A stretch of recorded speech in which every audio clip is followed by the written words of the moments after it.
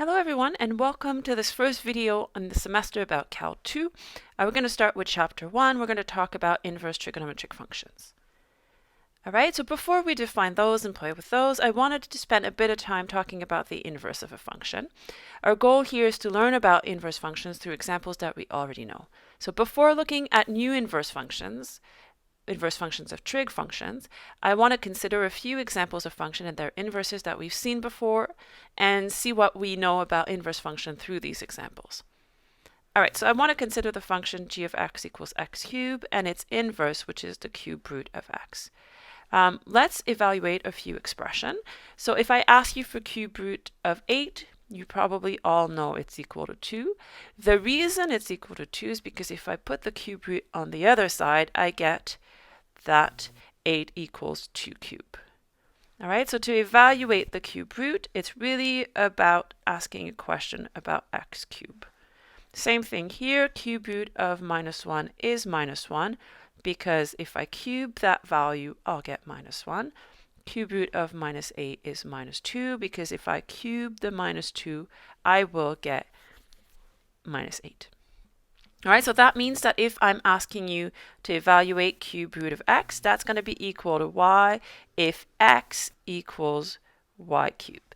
So we talk about cube root and we pretend like we're evaluating cube root, but really the question I'm asking you is not about the cube root, it's a question about the cube. It's just I'm giving you the value of the cube, you have to give me the original value. Alright, so now I want to graph both of them to see how their graphs relate. So for, let's graph x cubed here. I would have 0.11. If I put 2, I need 8. So 1, 2, 3, 4, 5, 6, 7, 8. So this is 2, 8. And then I have -1, -1. And -2, 8 is all the way down here. Alright, so let me graph it in blue. It has 0, 0, and it looks like this and like that. Alright, if I were to graph the cube root of x,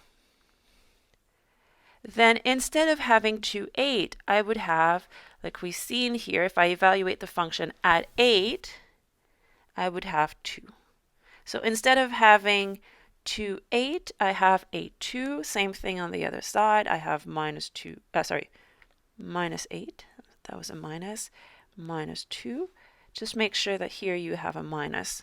I forgot the minus when I wrote it first.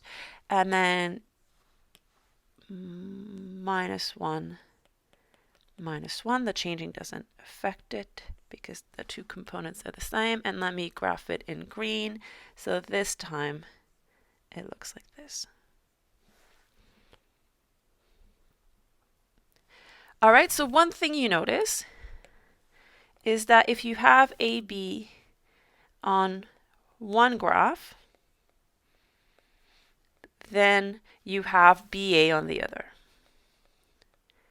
So really, by taking the inverse, we switch the role of x and y. You've probably seen this before, but that really means that when I'm going from one to the other, I'm flipping across x equals y. That will change the axis x and y, and it will flip the coordinates of x with the one from y.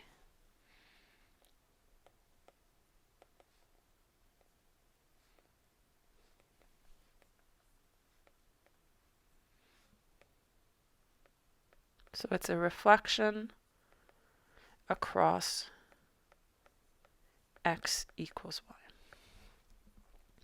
Alright, and just to play a bit with what will be our definition of inverse functions, let me evaluate this composition. So that means I'm going to take g first because that's closer to x, and then f.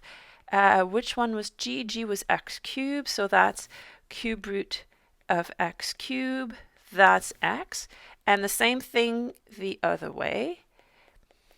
If I apply f first and then g, I will get cube root of x cubed. I will get x. Alright, so f and g, the inverse and the original function, they cancel each other. If you apply both, you get Just what you started with, just the identity.